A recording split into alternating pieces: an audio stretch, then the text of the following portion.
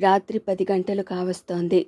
సగం కన్న కలల్ని నెమరేస్తూ నగరం నిద్రపోతున్న సమయాన మసక విద్యుత్ దీపాలు క్షతగాత్రమైన లిప్తల్ని రత్వారపు నేత్రాలుగా మార్చుతుంటే నగర పొలిమేరల్లో నిర్జీవ ప్రదేశంలో ఉన్న ఓ టెలిఫోన్ బూత్లో అడుగుపెట్టాడు ధన్వి. అరనిమిషం ధ్యానంతో రాకేష్ గొంతుని, అతడు మాట్లాడిన విధానాన్ని మననం చేసుకున్నాడు.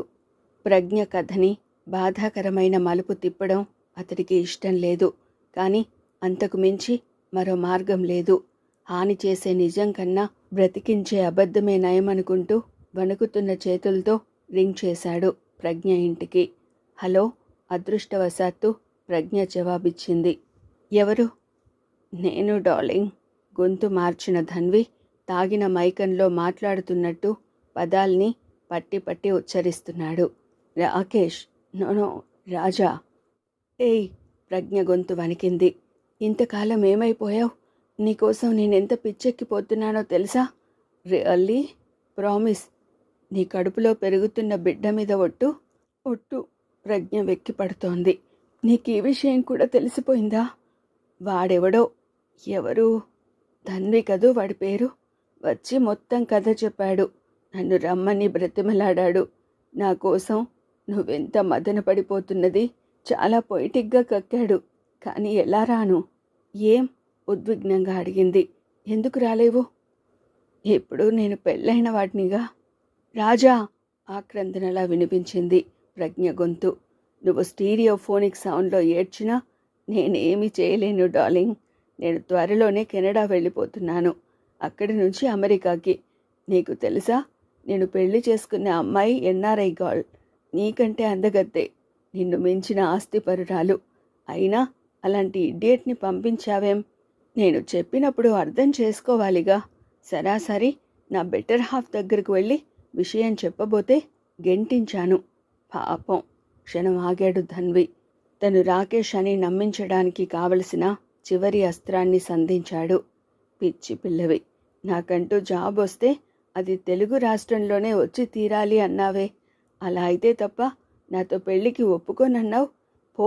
నిన్ను తల్లిని చేశాను. నేను మాత్రం పెళ్ళంతో మరో వారంలో కెనడా వెళ్ళబోతున్నాను. ఆ తర్వాత అక్కడ మా మామాజీ సపోర్ట్తో టెన్నిస్లో స్టార్నైపోతాను. Stop it. అరిచింది ప్రజ్ఞ. 10 సెకండ్ల విరామం తర్వాత అంది. అసలు నువ్వెక్కడి నుంచి మాట్లాడుతున్నావు? నిన్న ధన్వితో మాట్లాడింది రాజమండ్రిలో. ఇప్పుడు నీతో మాట్లాడుతున్నది బాంబే నుంచి. ఏం మగతగా ప్రొసీడ్ అయి నీ కడుపులో పెరుగుతున్న బిడ్డకి తండ్రిని నేనే అని నిరూపించాలనుకుంటున్నావా? లేదు ప్రజ్ఞ. డౌట్. నీ బిడ్డకి తండ్రి ధన్విగాడే అన్నది నా బలమైన నమ్మకం. Bye my sweetie. Good bye forever. Scoundrel. Son of a bitch. నువ్వు మనిషివి కాదు, పశువ్వి. ఎస్. అందుకే పెళ్లితో పని లేకుండా నిన్ను మొత్తం దోచేసుకున్నా. యా, పశువులకి పెళ్లితో పని లేదుగా. Just like that. ఆ తర్వాత ఫోన్ కట్ అయిన చప్పుడు. కొన్ని నిమిషాల దాకా మనిషి కాలేకపోయాడు. పాలభాగంపై పేరుకున్న స్వేదం తుడుచుకుంటూ చీకటిలో కొంత దూరం నడిచాడు. అసలు ప్రపంచంలో లేని రాకేష్ని దుర్మార్గుడిగా చిత్రించి తను తప్పు చేశాడా? నిజం చెప్పి ప్రజ్ఞని జీవోత్సవంగా మార్చడం ఇష్టం లేక ఇలా ఓ ప్రయోగం చేశాడు. రాకేష్ని కోల్పోవడమే ప్రజ్ఞ ఊహించని దురదృష్టమైనప్పుడు ఆమె మనిషిగా ఈ ప్రపంచంలో మిగలటానికి తను ధరించిన పాత్రని విలన్గా మార్చుకుంటేనేం? అది తప్పనిసరి పరిస్థితుల్లో. నిజానికి ఆ రాత్రి ప్రజ్ఞ దగ్గరికి వెళ్ళడం ఇష్టం లేదు. కానీ వెళ్ళి చూడాలనుకున్నాడు. ఒకవేళ ప్రజ్ఞ ఊహించని ఈ సన్నివేశాన్ని జీర్ణించుకోలేకపోతే? సరిగ్గా 11 గంటలకి ప్రజ్ఞ ఇంటికి చేరుకున్నాడు ధన్వి. విశాలమైన భవంతిలో ఒక్క గదిలో తప్ప ఇంచుమించు చీకటిగా ఉంది. నివాస్ గారు అప్పుడే నిద్రపోయారా? హాలు దాటి లైటు వెలుగుతున్న ప్రజ్ఞ గదిలో అడుగు పెట్టడానికి సాహసం చాలడం లేదు. అయినా శక్తిని కూడగట్టుకుంటూ నెమ్మదిగా గదిలోకి వచ్చాడు. ధన్వి అంచనా తప్పు కాలేదు. ప్రజ్ఞ ఇప్పుడు మనిషిలా లేదు. ఏ క్షణంలో అయినా ఆరిపోయే దీపంలా ఉంది. నిన్నటి స్మృతులు మిగిల్చిన మెరుపుల అశ్రువులతో కాలవృక్షపు పాదాలని తడుపుతుందో, లేక పేర్చుకున్న నమ్మకాల అగ్ని నాలుకలు ఆమె మనసుని మండిస్తుంటే శిలగానే మారిపోయిందో అర్థం కాలేదు. ఊరెళ్ళారా అంది తనకేమీ తెలియనంత స్థిమితంగా. అవును. రాజాని కలుసుకున్నారా? రాజా అంటే ముందెవరూ చెప్పలేకపోయారు. అతని పూర్తి పేరు రాజ్ కుమార్ రాకేష్ అని తెలిసింది ఎంక్వైరీ చేశాక. ఎలా ఉన్నాడు? ఏమంటున్నాడు? అసలు ఇంతకాలం నన్నెందుకు కలవలేకపోయాడు? ధన్వి మౌనంగా నిలబడిపోయాడు. నాకు జవాబు కావాలి ధన్వి గారు. పేలిపోతున్న క్షణాల మధ్య నిశ్శబ్దంగా ఉందామె. మీలాంటి తెలివైన అందమైన అమ్మాయిలు కూడా ఒక్కోసారి ఎందుకు పొరపాటు చేస్తుంటారో అర్థం కాదు ప్రజ్ఞ. అసలు మీకేం తక్కువని? నాకు జవాబు కావాలి అర్ధోక్తిగా ఖండించింది. దయుంచి రాజా ఏమన్నాడో చెప్పండి. అబద్ధంతో మీ మనసు నింపడం అంటే ఖాళీ చెంచాతో అన్నం తినిపించడమని నాకు తెలుసు. ప్లీజ్ నిజం కావాలి. తను సూటిగా నిజం చెప్పే కన్నా కొంత దాచినట్టు అభినయించడం అవసరం అనుకున్నాడు ధన్వి. రాజా అందగాడు, మంచి సంస్కారవంతుడు ప్రజ్ఞ. కానీ ఇప్పుడే పెళ్లి చేసుకోనంటున్నాడు. ఎంఎస్ చేయడానికి స్టేట్స్కి వెళ్తున్నట్టు చెప్పాడు. ఆ తర్వాత కానీ పెళ్లి చేసుకోలేను అన్నాడు. అప్పటికి మీరు తల్లి కాబోతున్నారన్నాను. కానీ ఎందుకు నన్ను మభ్యపెడతారు ధన్వి? రాజా నన్ను మోసం చేశాడని, ఇప్పటికే అతనికి పెళ్ళయిందని, త్వరలో భార్యతో కెనడా వెళ్ళిపోతున్నాడని ఎందుకు చెప్పలేకపోతున్నారు? ప్రజ్ఞ ఉద్విగ్నంగా అంది. అశ్రుసిక్త నయనాలతో రోషంగా చూస్తూ, నాకెలా తెలిసిందని ఆశ్చర్యపోతున్నారా? ఆ బాస్టర్డ్ ఇందాకే నాకు ఫోన్ చేశాడు. పైగా నా కడుపులో పెరుగుతున్న బిడ్డకి తను తండ్రి కాదంటున్నాడు. వాడిప్పుడు ఎక్కడున్నాడో తెలుసా? రాజమండ్రిలో కాదు, బాంబేలో. ఆ తర్వాత ఆమె ఎంతసేపు కన్నీరు చిందించిందో ధన్వికి గుర్తులేదు. థ్యాంక్స్ ధన్వి, విరాగినిలా అంది ప్రజ్ఞ. నేను కోరిన నాటకంలో ఒక పాత్రగా నటించి మీరు పడ్డ శ్రమకి నా కృతజ్ఞతలు. అనుకున్న గడువు కన్నా ముందే అన్ని వివరాలు సేకరించి నాకు చాలా మేలు చేశారు. ఓ బ్రీఫ్ కేస్ తెచ్చి అతడి ముందుంచింది. ధన్వి విస్మయంగా చూస్తుంటే, ఇందులో నేను మీకు కమిట్ అయిన 3 లక్షలున్నాయి, మీరు తీసుకెళ్ళవచ్చు అంది అతడి పాత్రతో పని లేనట్టుగా. మీ జీవితం ఓ కొలిక్కి రాలేదు. మిగతా నాటకంలో నా పాత్ర ఏం కావాలి అన్నది ఇక నిర్ణయించుకోవాల్సింది నేను ధన్వి. ఇలా మాట్లాడుతున్నది నిరాశావాదంతో కాదు, చావకూడదనే మొండితనంతోనే. రాజా నాకు చేసిన ద్రోహానికి నేను బాధపడుతున్నాను. ప్రేమ పేరిట నేను పొందిన పరాభవానికి కుమిలిపోతున్నాను. అంత మాత్రం చేత నా జీవితం అయిపోయిందని నేను భావించడం లేదు. సెలవు. ఏ లోకంలోనో ఉన్న రాకేష్కి క్షమార్పణలు చెప్పుకుంటూ బయటికి నడిచాడు ధన్వి, ముగిసిపోయిన పాత్రలా. వాస్తవం తెలిసిన నాడు శేష జీవితాన్ని సశేష స్వప్నంగా మార్చుకుని జీవచ్చవంలా బ్రతుకుతుందన్న భయంతో ప్రజ్ఞ కోసం ఓ అబద్ధాన్ని సృష్టించిన ధన్వి తను చేసిన పనికి పర్యవసానం ఎలా ఉంటుందా అని ఆ రాత్రంతా కలవరపడిన మాట నిజం.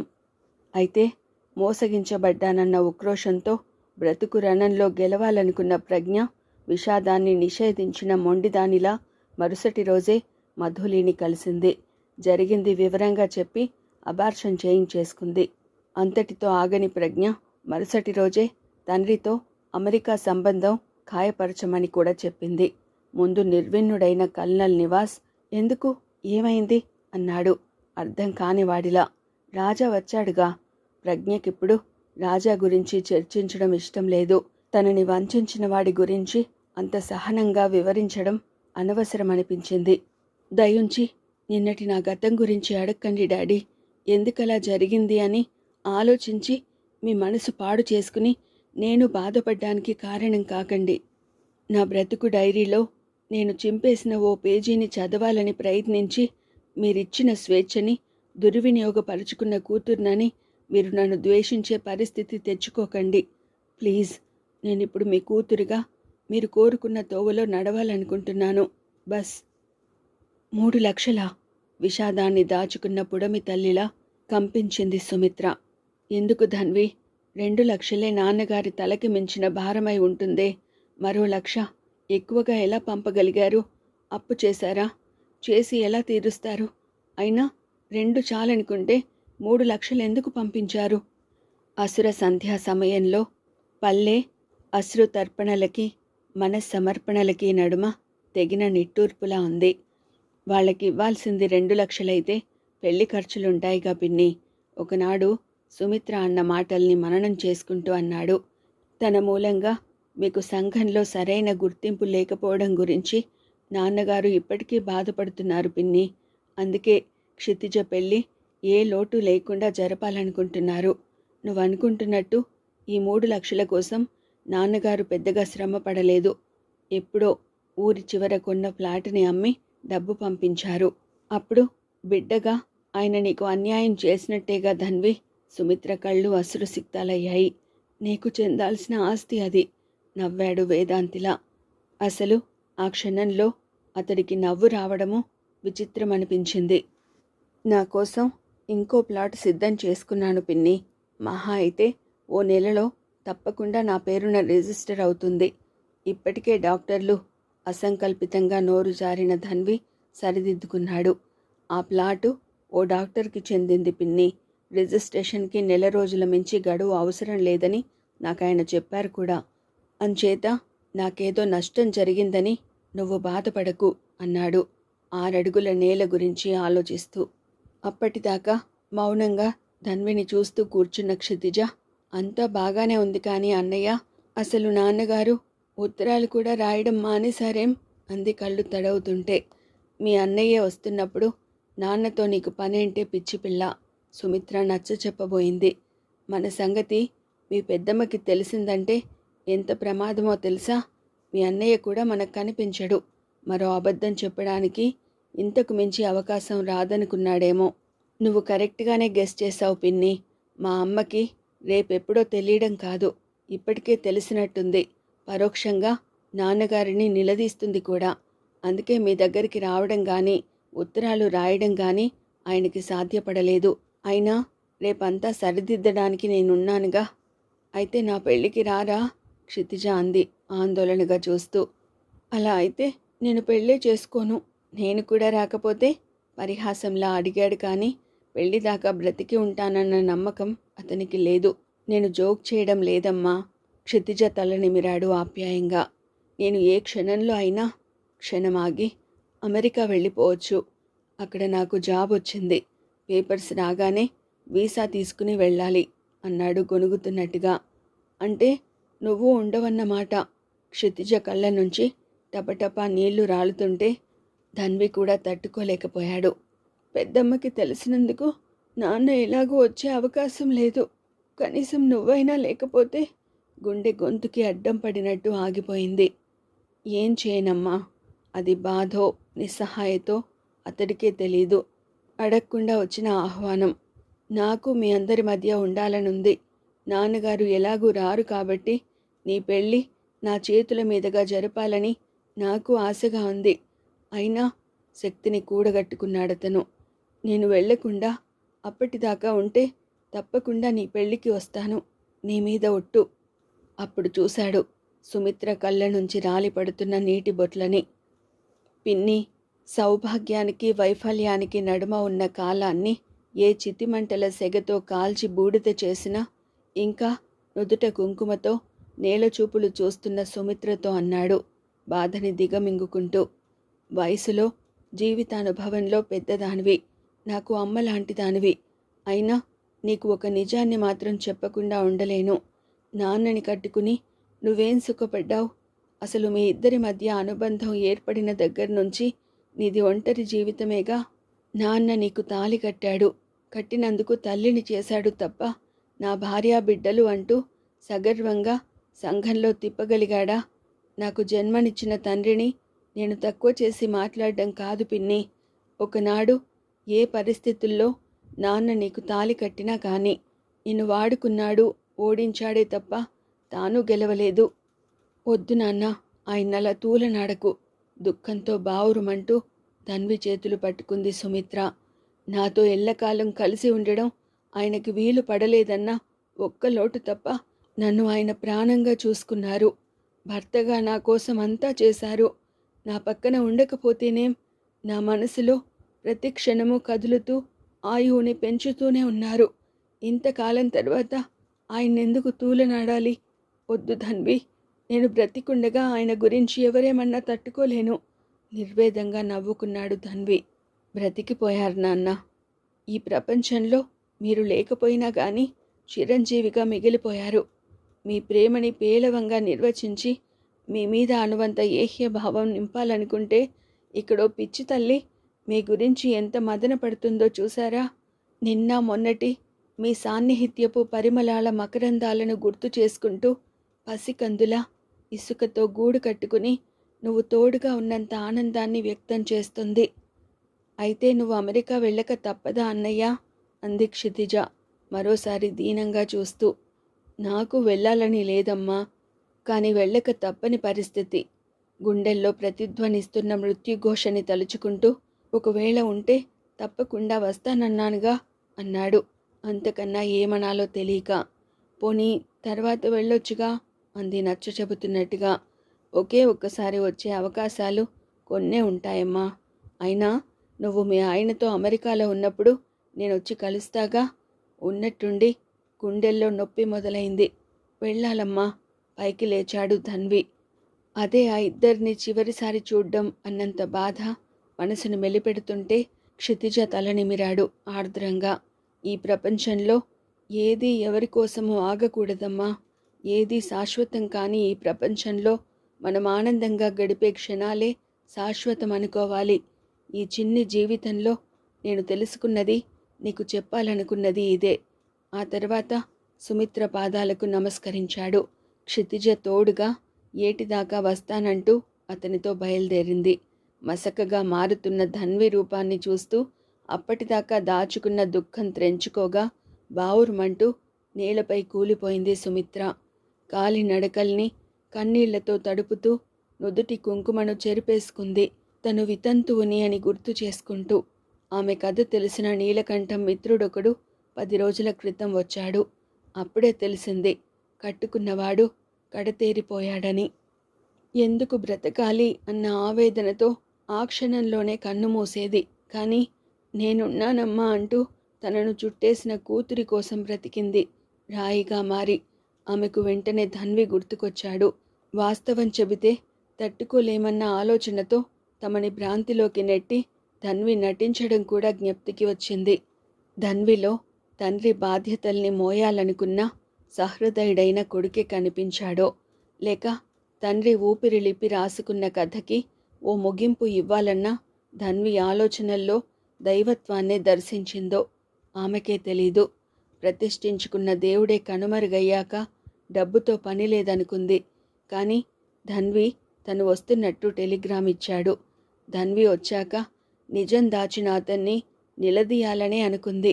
కానీ పోయిన తండ్రితో పాటు తమని బ్రతికించుకోవాలనుకున్నాడే, ఎలా నిందించగలదని.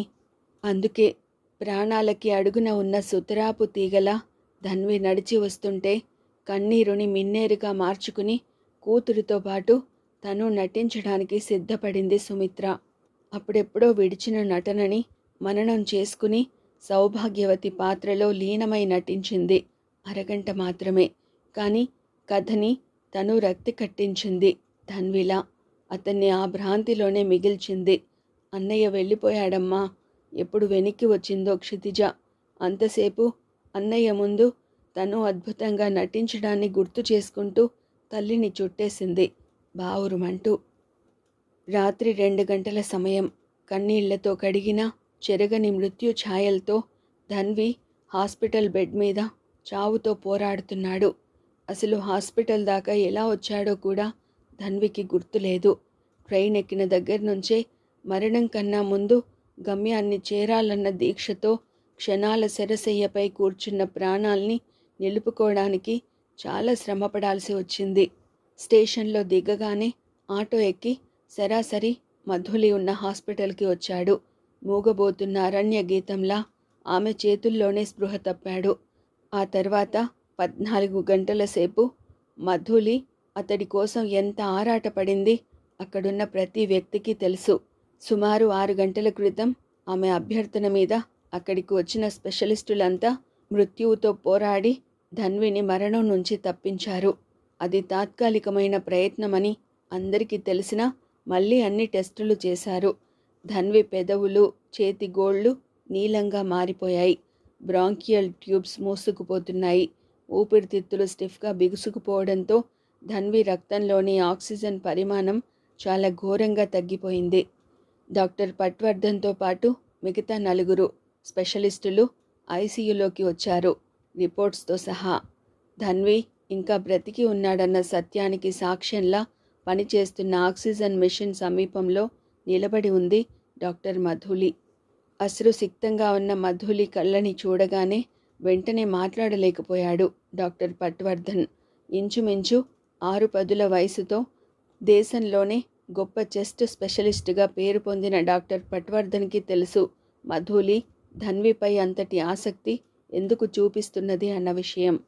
మధులి తెలివైనది మాత్రమే కాదు, ఎందరినో ఓదార్చే సమర్థత గల రచయిత్రి కూడా. అయితేనేం, ఆడపిల్ల, అందులోనూ ధన్విని అమితంగా ప్రేమిస్తున్న యువతి.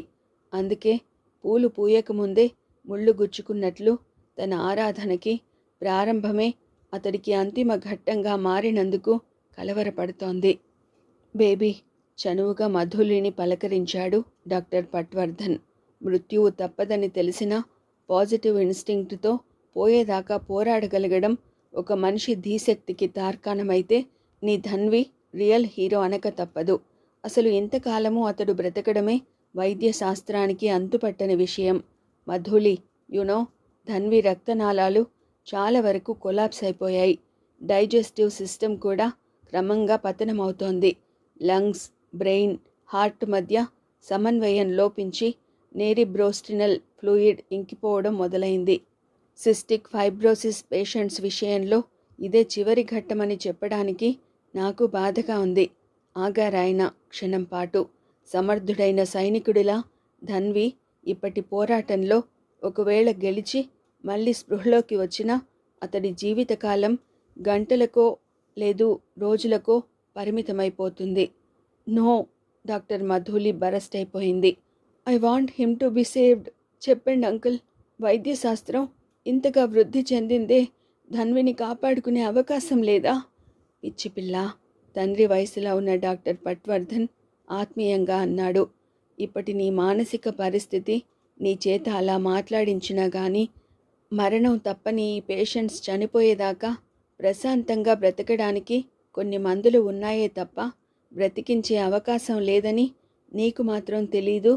కానీ లంగ్స్ ట్రాన్స్ప్లాంటేషన్తో జీవితాన్ని పొడిగించే అవకాశం ఉందన్నారు, గుర్తు చేసింది మధులి.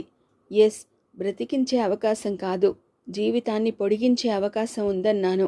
నిజమే, నిశ్చలంగా మధులిని చూస్తూ చెప్పాడు. అలా పొడిగించినా కానీ ఇంతవరకు ఈ ప్రపంచంలో ఈ పేషెంట్స్ బ్రతికింది 28 ఏళ్ళు మాత్రమే. ఇది నా అభిప్రాయం కాదు మధులి. సిస్టిక్ ఫైబ్రోసిస్ జబ్బు విషయంలో స్పెషలైజ్ చేసిన ప్రపంచంలోనే తొలి వ్యక్తి డాక్టర్ రాబర్ట్ క్రోమర్, అమెరికాలోని డాల్చాస్కి చెందిన స్పెషలిస్ట్. ఆయన్ని నేను కలవాలంకుల్, మధులి అర్థించింది. ధన్విని నేను ఆయన దగ్గరికి తీసుకువెళ్ళాలి. ఆయన దగ్గర నాకు అపాయింట్మెంట్ కావాలి. హఠాత్తుగా అక్కడ నిశ్శబ్దం ఆవరించింది. ఎంత ప్రయత్నించినా మరణం తప్పదని చెప్పినా కానీ కనీసం ధన్వి జీవితాన్ని పొడిగించడానికి శ్రమపడాలనుకుంటోంది మధులి. ఓకే, డాక్టర్ పట్వర్ధన్ హామీ ఇచ్చాడు. సాధ్యమైనంత త్వరలో అపాయింట్మెంట్ సంపాదిస్తాను. ఆ తర్వాత స్పెషలిస్టులంతా వెళ్ళిపోయారు. కానీ మధులి మాత్రం ధన్వి బెడ్ దగ్గర నుంచి కదల్లేదు. 2 రోజుల వ్యవధిలో డాక్టర్ క్రామర్ దగ్గర అపాయింట్మెంట్ సంపాదించాడు డాక్టర్ పట్వర్ధన్. పేషెంట్ పరిస్థితి గురించి తెలుసుకున్న డాక్టర్ క్రామర్ వెంటనే పంపమని సలహా ఇచ్చాడు కూడా. ఆ తర్వాత 2 రోజుల వ్యవధిలో తండ్రి శరత్ చంద్రకి అంతా వివరించిన మధులి తన పరపతిని ఉపయోగించి తనతో పాటు ధన్వికి పాస్పోర్ట్స్ని సిద్ధం చేసింది. డాక్టర్ క్రామర్ నుంచి ఈమెయిల్ ద్వారా అనుమతిని సంపాదించి మెడికల్ గ్రౌండ్స్పై వీసాకి మార్గం సుగమం చేసింది. మధులి పడ్డ శ్రమకి ప్రతిఫలంగా ఓ అర్ధరాత్రి స్పృహలోకి వచ్చాడు ధన్వి. నా కోసం ఇంత శ్రమ పడ్డం అవసరమా మధులి అన్నాడు ధన్వి. అమెరికా వెళ్ళక తప్పదని మధులి చెప్పగానే అది కృతజ్ఞతో లేక అస్తమిస్తున్న ఏ సూర్యుడి వెలుగునో తిరిగి వెంటనే రప్పించడానికి ఆమె విఫల ప్రయత్నం చేస్తుందన్న బాధో అతడికే తెలీదు. బ్రతకాలని నాకు ఉంది మధులి, కానీ బ్రతకనని తెలిసి ఎందుకు కాలాన్ని డబ్బుని వృధా చేసుకోవాలనుకుంటున్నావు. నిర్జీవమైపోతున్న చూపులతో కాలం చెల్లిన క్యాలెండర్లా అనిపిస్తున్న ధన్వి మాటలు ఆమెను ఎంత కలవరపరిచాయి అంటే ఇక నిభాయించుకోలేకపోయింది. దయుంచి నన్ను ప్రశ్నించకండి.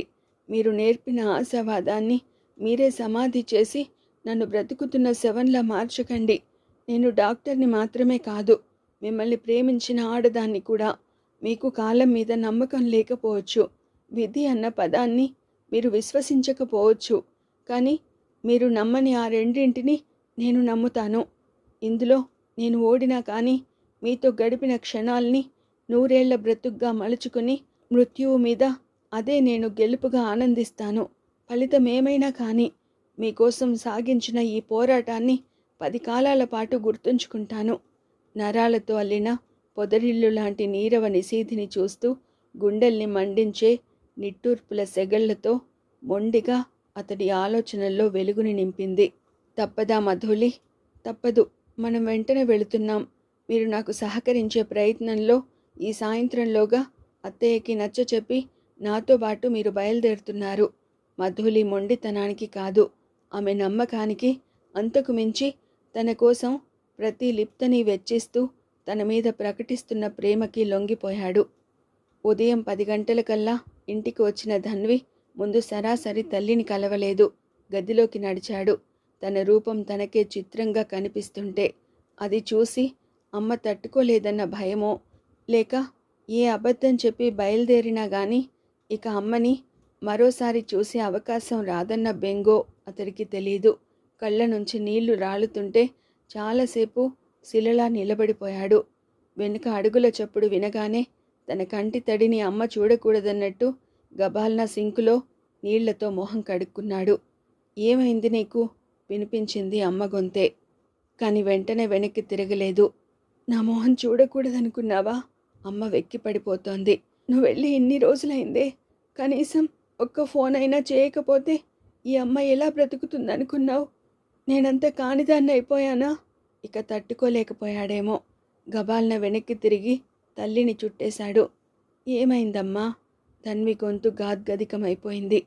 అది కాదు. తల్లి కళ్ళల్లోకి చూడలేనట్టు తల తిప్పుకోబోతుంటే అతడి రూపం చూసి ఉలిక్కిపడింది. నాన్న ధన్వి! అతడిలోని ఏ మార్పుకి ఆమె కలవరపడిందో అతడి చెంపల్ని స్పృశించింది ఆత్రంగా. ఏమైంది నాన్న నీకు? ఇలా అయిపోయావేం? అసలు నువ్వు నా బిడ్డవేనా? ఇప్పుడే ఆకాశంలో ఉదయిస్తున్న సూర్యుడంత ముద్దొచ్చేవాడివే. నీ మొహమేం అలా పాలిపోయింది? అమావాస్య చీకటిలో నిలబడి నీకు అన్నం తినిపిస్తున్నా కానీ నిలవని ఆకాశపు చందమామే నేలకు దిగొచ్చిందన్నంత వెలుగుతో ఈ అమ్మ మనసులో సంబరాన్ని నింపేవాడివే. నీకేమైందిరా? ఎందుకిలా అయిపోయావు?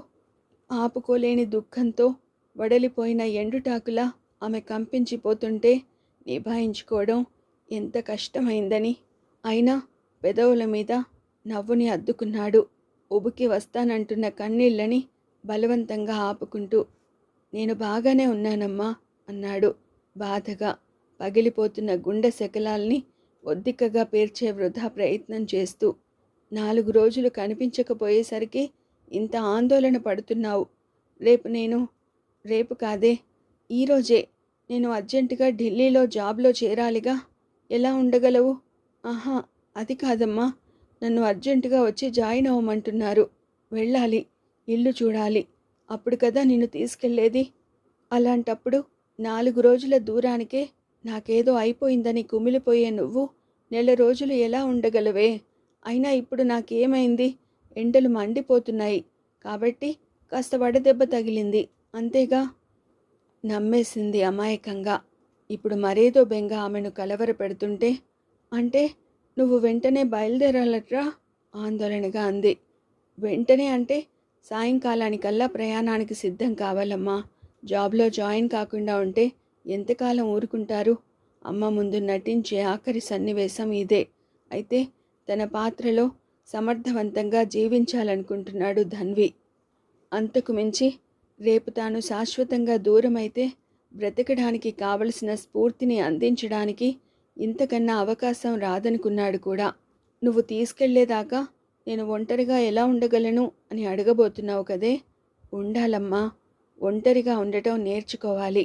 అసలు మా అమ్మని వదిలిపెట్టి వెళ్ళడం నాకు బాధాకరమైన విషయమేగా. అందుకని వెళ్ళడం మానేస్తున్నానా? అతడి మాటలు అతడికే మరణ వాంగ్మూలంలా వినిపిస్తుంటే తల్లి చెంపల్ని చేతుల్లోకి తీసుకున్నాడు. ఎందుకో మనం ఎల్లకాలం కలిసే ఉంటున్నట్లు తెగ కుమిలిపోతాం. కానీ ఒకనాడు మీ అమ్మ నాన్నల్ని విడిచిపెట్టడానికి ఇష్టపడని నువ్వు ఆ తర్వాత నాన్న దగ్గరికి వచ్చాక వాళ్ళని మర్చిపోలేదు.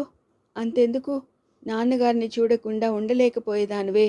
ఇప్పుడు నా కోసం ఆనందాన్ని నటిస్తూ బ్రతికేయడం లేదు. ఏది ఎప్పుడూ మనతోనే ఉండదమ్మా. అది తెలిసి ఆనందంగా బ్రతకాలి. అది జీవితం అంటే. అదోలా చూస్తున్న తల్లితో అన్నాడు ఉత్సాహంగా. అలా చూస్తూ నిలబడ్డం కాదమ్మా. వెంటనే వంట చేసి నాకు గోరుముద్దలు తినిపిస్తే ధైర్యంగా నా ప్రయాణం మొదలు పెడతాను. ఓ కంట ఆనందంతో మరో కంట విషాదంతో ఉబికే కన్నీళ్లకి భాష్యం చెప్పుకోవడం తెలియని పిచ్చి తల్లిలా సావిత్రి వంటగది వైపు నడుస్తుంటే ఏకాగ్రతగా చూస్తూ ఉండిపోయిన ధన్వి వెనక్కి మరలి ఉలిక్కిపడ్డాడు. ఎదురుగా నిలబడి ఉంది సామ్రాజ్యం. తడబడిపోయాడు ఎందుకో. నువ్వా సామ్రాజ్యం? వచ్చి ఎంతసేపయింది? సామ్రాజ్యం మాట్లాడలేదు. సూటిగా ఏదో వెతుకుతున్నట్టు అతడి కళ్ళల్లోకి చూస్తోంది. నేను వచ్చింది ఎప్పుడైనా కానీ 4 రోజులుగా నీకోసం ఎదురు చూస్తున్నది నీతో విడిగా మాట్లాడాలని ధన్వి. దిగ్భ్రాంతిగా చూశాడు. నాతోనా? అవును. సామ్రాజ్యంలో పూర్వపు చిలిపితనం లేదు. నీతోనే మాట్లాడాలి ధన్వి. మనిషి జీవితంలో జీవించడం కన్నా జీవిస్తున్నట్టు నటించే క్షణాలే ఎక్కువని నేనంటే కాదని మొండిగా వాదించావు. ఇప్పుడు మన పందెంలో ఓడిపోయిన నీతో చాలా విషయాలు పర్సనల్గా మాట్లాడాలి. మారే ప్రపంచంలో మారని ఒకే ఒక మనిషిగా నిన్న మొన్నటిదాకా అనిపించిన నువ్వు ఏ గెలుపు కోరి అబద్ధాలని సంధిస్తూ సంజీవిని నా దగ్గరికి చేర్చావో నీ నోటితోనే వినాలి. ఇది అబద్ధం కాదు, నిజమని చెప్పింది ఎవరో కాదు ధన్వి. నీ ద్వారా నాకు దగ్గరైన నా భర్త సంజీవి. అవాక్కైపోయాడు ధన్వి. ఎందుకు? చెప్పాల్సిన అవసరం ఏమొచ్చింది? అలా సంజీవి చెప్పింది కూడా నీ మీద పెరిగిన అపారమైన గౌరవంతోనే ధన్వి. అయినా జీర్ణించుకోలేకపోతున్నాను. ఎలాగూ ఈరోజు వెళ్ళిపోతున్నావు కాబట్టి ఒకసారి కలు, ఆవేశంగా అంది. ఈరోజే ఎందుకు కలవాలి? జూలై 23 కాబట్టి. మన పందెం కోసం మనం పెట్టుకున్న గడువుకి చివరి రోజు ఇదే కాబట్టి. పక్కలో బాంబు పడ్డట్టు అదిరిపడ్డాడు. నీకోసం ఎదురు చూస్తుంటాను. వెళ్ళిపోయింది సామ్రాజ్యం చిత్రమైన ఆందోళన రగిల్చి. నాకు తెలుసు, మాట తప్పి నీకు దూరంగా వచ్చేసిన నన్ను నువ్వు క్షమించలేవని. అయినా నీకు రాయకుండా ఉండలేను. బహుశా ఈ ఉత్తరం నీకు అందేసరికి నేను నీకు చాలా దూరంలో ఉంటాను.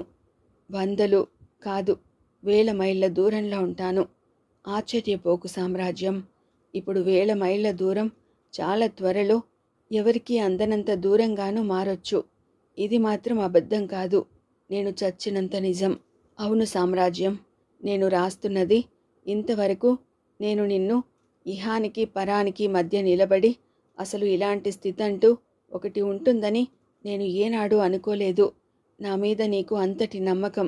పచ్చని ఆకుల సందుల్లో నుంచి జారే కిరణంలా స్వచ్ఛంగా బ్రతకగలనని ఎంతగా వాదించేవాడినో నీకు గుర్తేగా.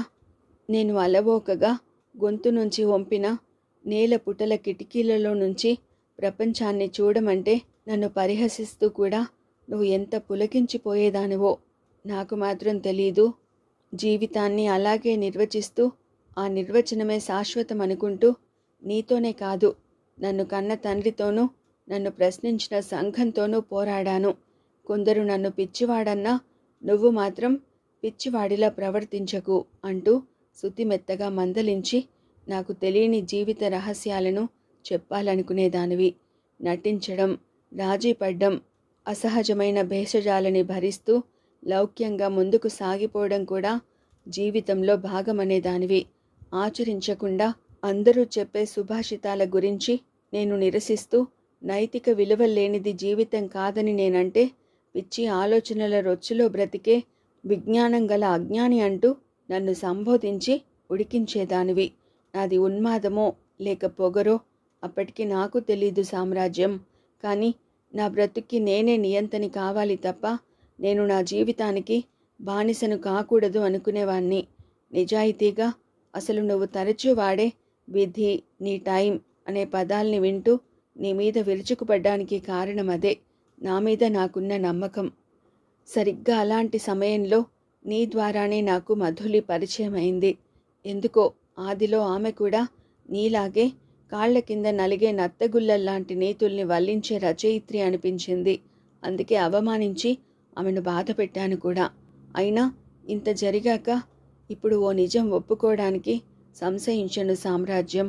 అది చల్లబడ్డమో చల్లబరచడమో నాకు తెలీదు. కానీ ప్రేమ, ఆరాధన అనే పదాలని చులకనగా చూసే నా మనసుకు మధులి చిత్రమైన మజిలీ అనిపించింది. ముందు నేను అంగీకరించలేదు. కానీ అపరాత్రి వేళ కిటికీలో నుంచి నేను చూసే చీకటి ఆకాశం నా ముందు మోకరిల్లి నాపై నక్షత్రాలను వెదజల్లినట్టు అనిపించినప్పుడో, లేదు గమ్యం లేనట్టు సాగిపోతున్న జీవితం హఠాత్తుగా అనుభూతుల తీరం చేరి బ్రతుకు జూదం నుంచి బయటపడినట్టు నాకు నేనుగా స్పందించినప్పుడో మధులి నన్ను ప్రభావితం చేసిందని ఒప్పుకోకుండా ఎలా తప్పించుకోను? నాన్న పోయారు. అర్థం లేని ఆలోచనల కీచురాళ్ల రొదతో గడుస్తున్న నా జీవితం ఇటు నీ పందెంతో అటు నా చుట్టూ ఉన్న తెరల్ని సుతారంగా దింపి రేపటి వెలుగురేఖల్ని చూపించే మధులి సాన్నిహిత్యంలో అదోలాంటి అంతర్మథనానికి గురి కావడం మొదలుపెట్టింది. అధర్మాన్ని ప్రేమించడం కన్నా జీవితాన్ని ప్రేమించడంలో ఆనందం తెలిసింది అప్పుడే సామ్రాజ్యం. అంతకు మించి ప్రేమించబడడంలో ఉన్న మాధుర్యం బోధపడింది. నాకు తెలుసు, ఘనీభవించిన ద్రవంలా బ్రతికిన నేను రోదసి దోసిలి నుంచి జారిపడ్డ చినుకుల జడిలాంటి ఆ స్థితిని అంగీకరించడం నీకు నవ్వు పుట్టిస్తుందని. కానీ ఏం చేయను సామ్రాజ్యం. నేనుగా బ్రతకాలనుకున్న నేను నా అధీనంలో లేనని తెలిసింది అప్పుడేగా. నా శరీరంలో ఒక మార్పు గురించి తెలుసుకోవడానికి హాస్పిటల్కి వెళితే చెప్పారు నేను బ్రతికేది కేవలం 2 నెలలే అని. నాలో సంఘర్షణ మొదలైంది. మరణమన్నది ప్రతి మనిషికి తప్పనిదైనా ఇంకా సుదీర్ఘ ప్రయాణం మిగిలి ఉన్న నాకే ఎందుకు ముంచుకొస్తోంది? నేను చేసిన పాపమేమిటి? అసంకల్పితంగా ఆలోచనల సాలెగూడులో అడుగుపెట్టిన నేను ఎంత మారాను అంటే, అంతవరకు నేను నమ్మని కాలం అనే పదాన్ని ఆ క్షణం నుంచి అంగీకరించడం ప్రారంభించాను. శాశ్వతమనుకునే బ్రతుకు పుష్పపు శుతిమెత్తని రెక్కల్ని చీల్చి దిగంతాలు శూన్యం దాకా విసిరేసే ఆ శక్తి పేరే విధి అయితే దానికి నా జోహార్లు అని అప్పుడే అంజలి ఘటించాను. చిత్రమేమిటో తెలుసా? నీ ముందు మాత్రం ఈ నిజాన్ని ఈ క్షణం దాకా అంగీకరించలేకపోయాను. పిచ్చి అహంకారం కదూ. ఆ స్థితిలో నిజానికి నేను నిర్వీర్యంగా మారిపోయి బ్రతుకుతూ చావాలి, లేదు చచ్చేదాకా బ్రతకాలి. కానీ మధులి ప్రేమ నన్ను భగవద్గీత అంతగా కదిలించింది సామ్రాజ్యం. ఆమె మరొకరి కోసం పోరాడ్డంలో ఉన్న ఆనందాన్ని తెలియచెప్పింది. అంతే. హాని చేసే నిజం కన్నా ప్రాణం పోసే అబద్ధం నయమనుకున్నాను.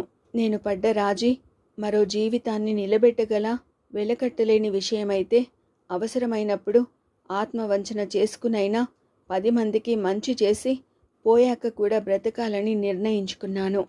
ఆ ప్రయత్నంలోనే సంజీవికి సాయం చేశాను.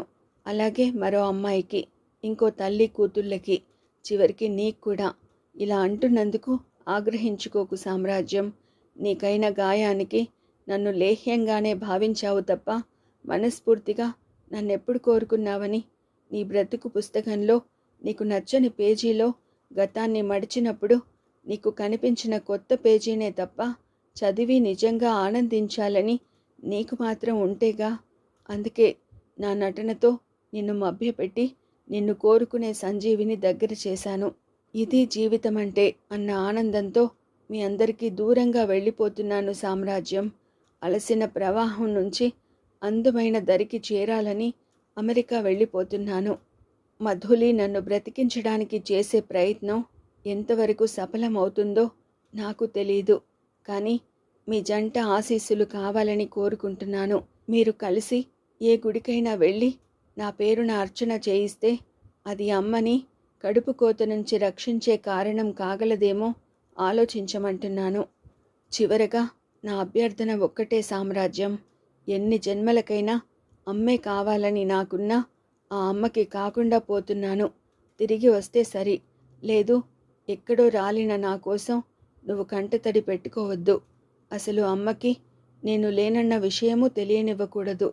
ఇలాంటి తెలివైన దానికి నేను ఎక్కడో బ్రతికి ఉన్నానంటూ మభ్యపెట్టి బ్రతికించుకోవడం కష్టం కాదు సామ్రాజ్యం. ఆ బాధ్యత నువ్వు తీసుకోవాలి. నువ్వు సరేనంటే చాలు.